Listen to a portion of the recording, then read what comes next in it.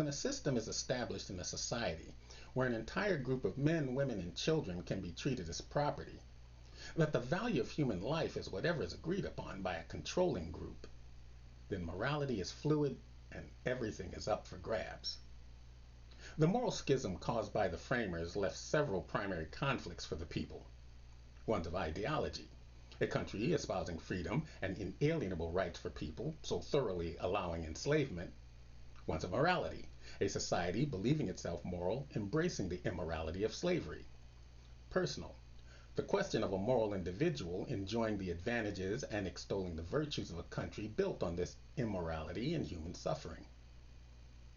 From the very creation of this nation, racial iniquities were in every walk of life. In the present, this continued imbalance is supported by almost every statistic, with black people consistently at or near the bottom. These descendants of former slaves wouldn't get complete legal equality until passage of the Voting Rights Act, which has been worked around in recent years, and the Civil Rights Act, both passed only in the last 56 years, 1965. To put that in perspective, whether one starts in 1619 or 1789 with the ratification of the Constitution, America has been a repressive nation for about 76 to 86% of its existence. This makes oppression the absolute norm for this country, not the exception. There has been no restitution for the atrocities of slavery, no justice, no 40 acres and a mule, no official apology, no trials for the perpetrators, barely any acknowledgement that slavery had been one of the nation's primary economic institutions. Public actions for this dark history were to ignore, rewrite, or deny it, an avoidance of any real resolution. An argument can be made that restitution has been resisted because it would be an official admission to this nation's greatest hypocrisy.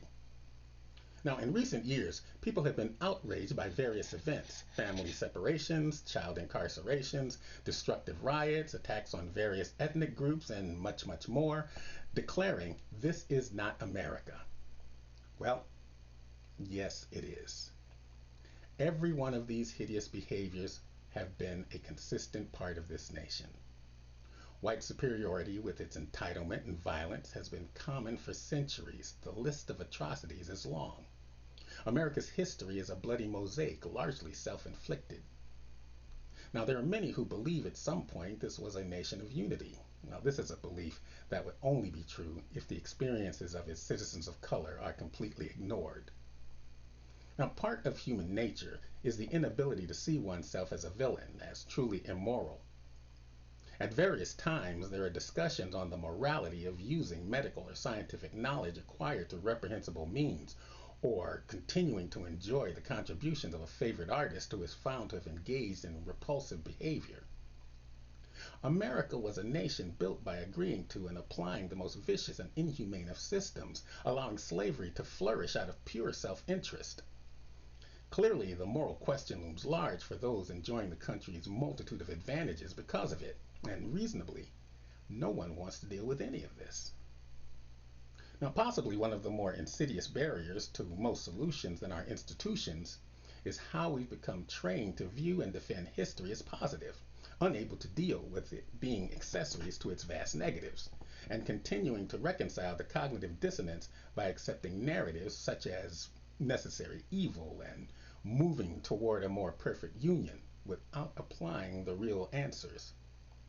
This may be a fundamental reason the problems of race and its history are so hard to confront, let alone solve. The country will not just settle into one of equality and fairness, because that wasn't how it was built.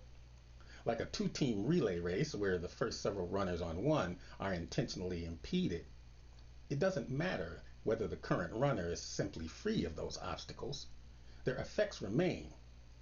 There is no catching up. The race is never fair. From the very beginning, the scale was weighted toward a singular group of white males. Consequently, without concerted, sustained efforts, that's where the advantages in this country will always return. To the question of why everything is about race, the basic structure of the nation is the same as when the Constitution was ratified, with the continuation of slavery. The bulk of the wealth and power are essentially in the hands of the same group. Given the amount of time, energy, and sustained effort to maintain the subjugation of a group of people so completely integrated in the country, how could everything not be about race? Here's an idea to explore. What would this country be like if the framers had refused to accept that original compromise? Now, acknowledging this dark history is not an acceptance of hopelessness, but it reveals the degree of hard work which needs to occur. By showing how natural and organic the acceptance of abhorrences has been, it exposes the individuals, institutions, and attitudes that have to be fought at almost every juncture. It allows us to understand the fits and starts, tweaks and adjustments, as well as feelings that we've done enough are inadequate. The founders plunged this nation into an ideologic and moral quagmire.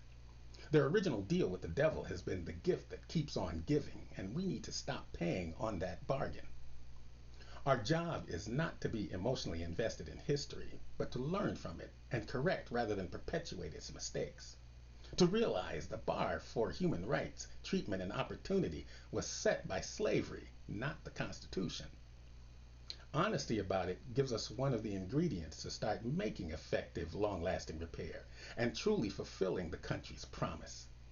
To make real that what's in the Constitution are the rights for us all, not some, and should be the laws for the country, not just goals.